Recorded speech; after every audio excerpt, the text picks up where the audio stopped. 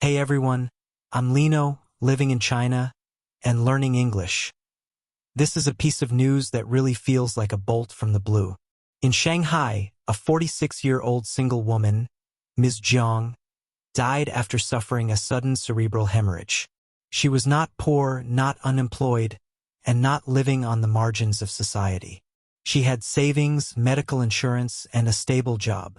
And yet, in the end, her money couldn't save her life, and after her death, it couldn't even buy her a grave.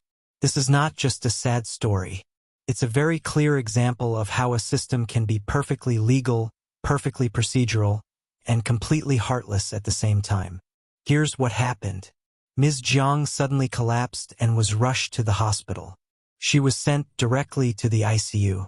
Anyone who understands critical care knows that major life-saving surgery requires a family member's signature. But Ms. Jiang had no legal next of kin. Her parents had already passed away. She was unmarried and had no children. At the hospital, there was only one of her colleagues present, but legally speaking, that colleague had no authority to sign anything. In a normal family, this wouldn't even be a problem. You would call a spouse, parents, children, or siblings, and someone would show up to sign the papers. But Ms. Jiang had none of that. In an emergency, they managed to contact a distant relative, Mr. Wu.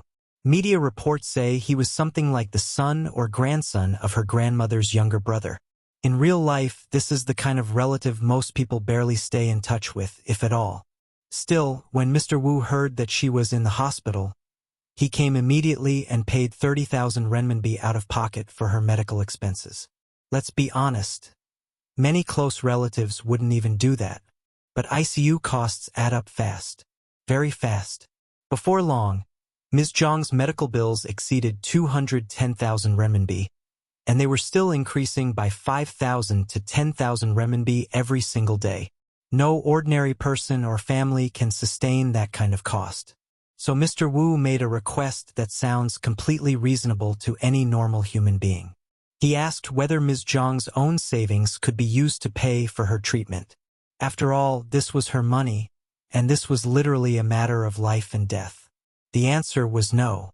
The bank said very clearly, yes, the money belongs to her, but she is unconscious. You are not the account holder, and you are not a legally authorized proxy. You have no right to access her funds. The insurance company's response was even more absurd. They said that Ms. Jiang did have medical insurance, and in principle they could advance the payment. But the application had to be submitted by Ms. Jiang herself. In other words, she needed to be awake and conscious in order to use the insurance she had already paid for. This wasn't a technical problem. This was a values problem. In this system, procedural correctness is more important than saving a life. Avoiding responsibility is more important than acting humanely. As long as no one breaks the rules, it doesn't matter if someone dies. Power is everywhere in this system, but basic welfare and emergency protection are nowhere to be found.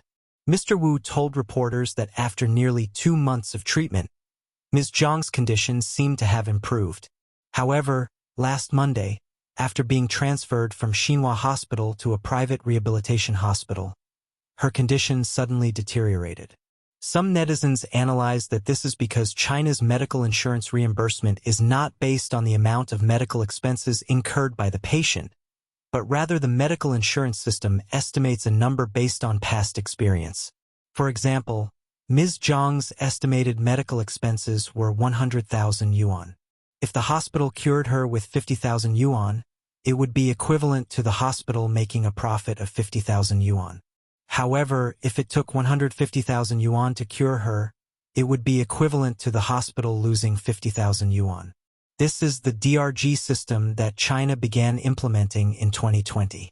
Ms. Jiang was transferred to another hospital most likely because the medical expenses had exceeded the hospital's estimate. Eventually, Ms. Jiang passed away. After her death, Mr. Wu thought that at the very least, he could use her remaining assets to give her a proper memorial service and buy her a burial plot, so she could be laid to rest with dignity. But that's when things became even more surreal. The local civil affairs department told him that this was not possible. At most, Ms. Jiang could receive a sea burial. Why? Because she had no legal heirs. According to the law, her estate would be taken over by the government. If Mr. Wu insisted on handling her funeral himself, he could submit a written application. But the expenses had to be reasonable. What counts as reasonable? No one could say. He would have to wait for the approval process.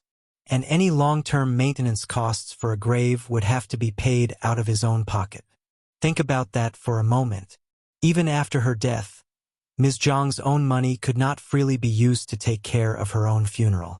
This is why the story shocked so many people. Not because it's rare, but because it's becoming increasingly relatable.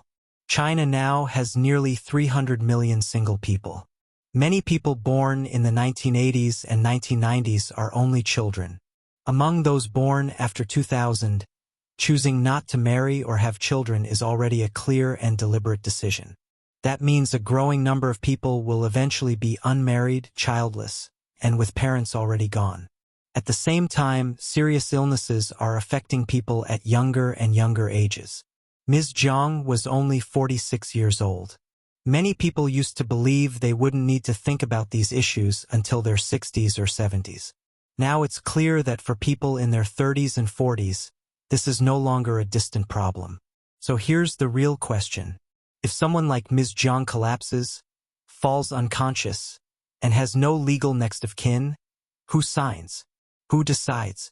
Who takes responsibility? If the system doesn't change, Ms. Jiang is not an exception. She is simply the first wave. We need to say this clearly. This is a system that is extremely efficient when it comes to control, approval, supervision, and authority. But when it comes to protecting people at their most vulnerable moments, it suddenly becomes rigid, distant, and indifferent. Can freeze accounts, can demand documents, can insist on procedures. It can repeat the phrase, according to regulations. But if a society can precisely control a person's property, yet cannot ensure that they can use their own money to save their life or secure a dignified burial, then this is not a people-centered system. It is a power-centered one. Ms. Jiang's tragedy was not that she had no family. The real tragedy was that when she needed the system the most, the system chose to stand aside. Her money couldn't save her life.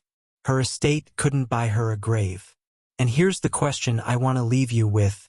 If something like this happened in your country, how would your government handle it?